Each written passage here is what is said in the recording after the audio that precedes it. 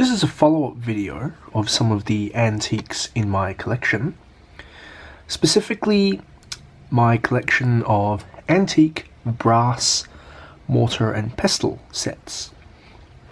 If you have visited my channel before, then you will probably have seen the first video which I made about these. You will notice, if you have seen that video, that there are a few changes here. I sold one, and to compensate for its loss, I ended up buying 3 more. So I'm going to show you what we have here and tell you a bit about them. Now, 4 of these are European. They would have been made in probably Britain or Netherlands, France, Germany, and they date to the Victorian era. So that would be, I'd say, anywhere from 1800 to maybe 1880, 1890, Georgian and Victorian era. And they are this one, this one, this one up the back, and this one here. And they are called Apothecary mortar and pestles. It's a style with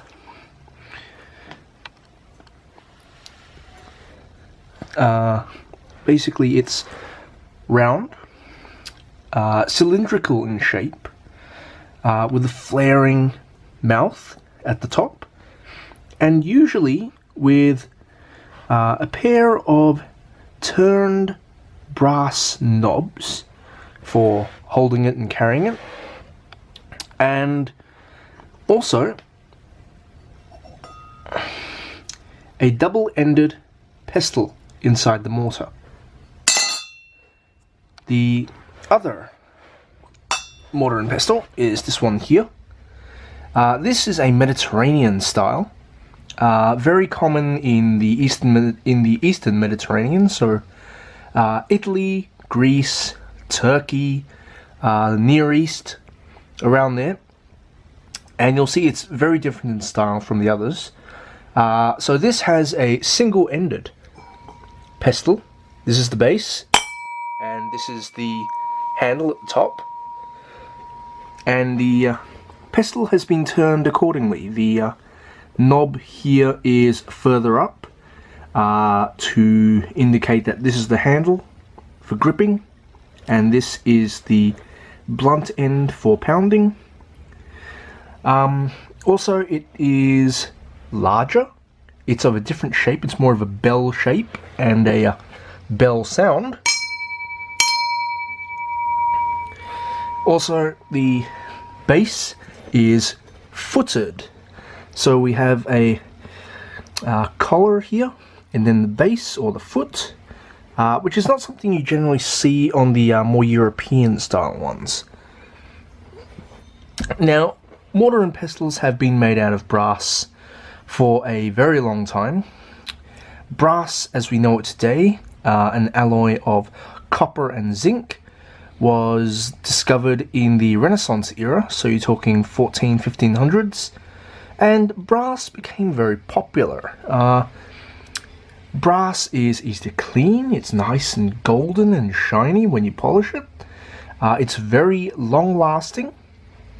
It's very tough, and it just had numerous advantages over mortar and pestles made of wood or stone.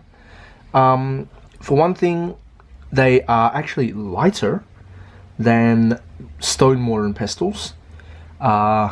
Because they're metal, they don't have to be made so thick, they're stronger. Unlike stone or wood, they will not absorb anything inside the mortar. So if you have like poisonous stuff, it won't be absorbed into the metal. They're easy to clean, like I said, and they're very, very tough. You can crush and grind and smash, and you will not damage it. You won't chip it or anything like that. You can drop them, you can knock them over. And that's why mortar and pestles made out of brass were very popular, very common. Now, these are all what are called lathe-turned mortar and pestle sets. That means they were made by hand on a treadle-powered lathe.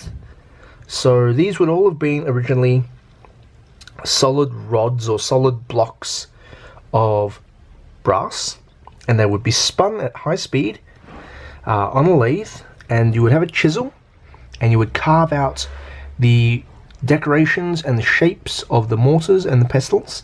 So something like this here. What you would have is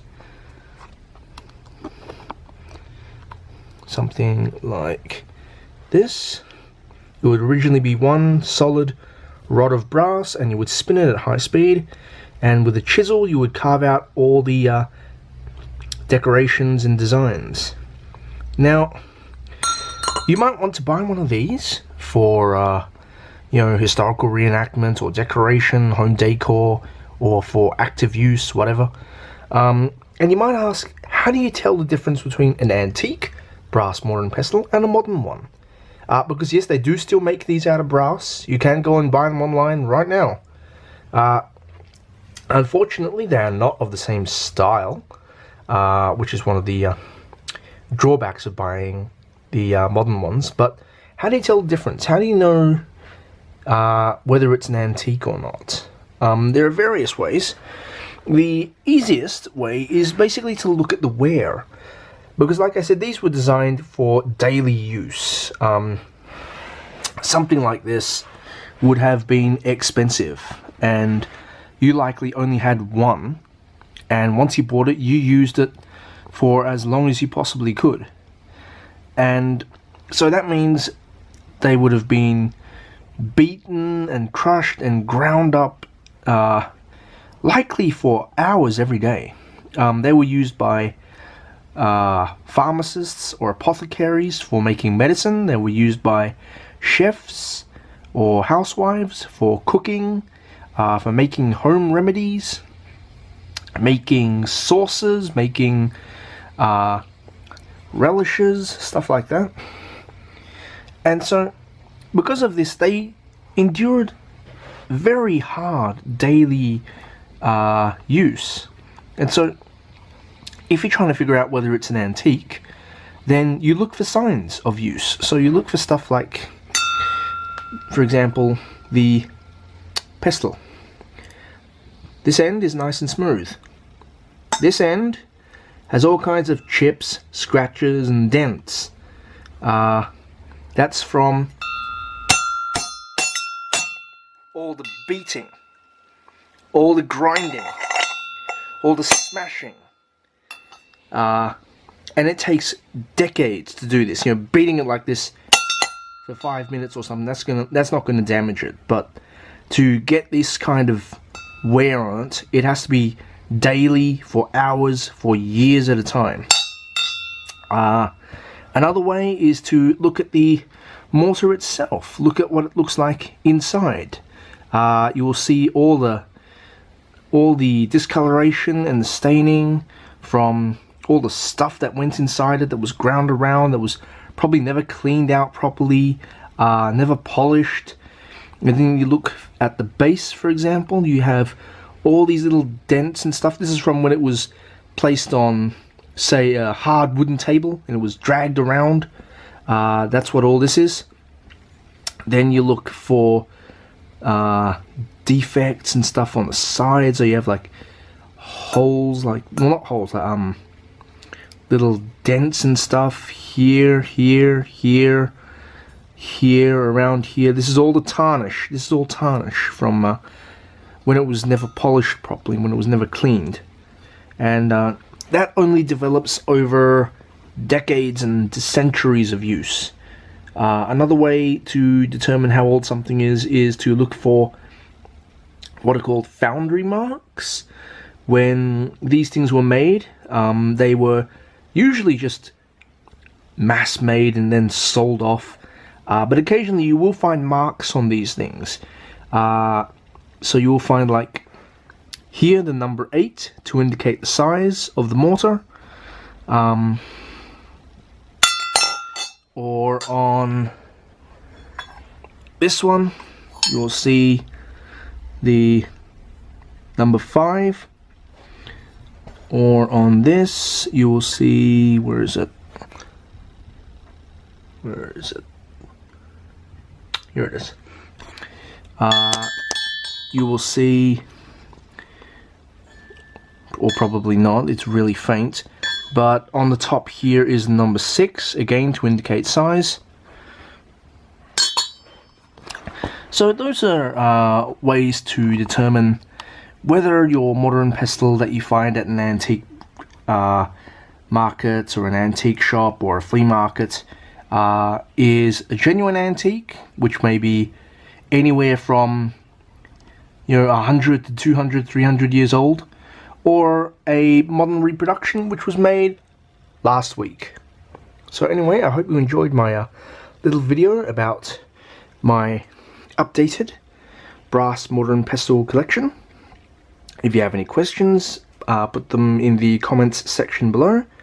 And if you want to read up a bit more about these, then feel free to visit my blog.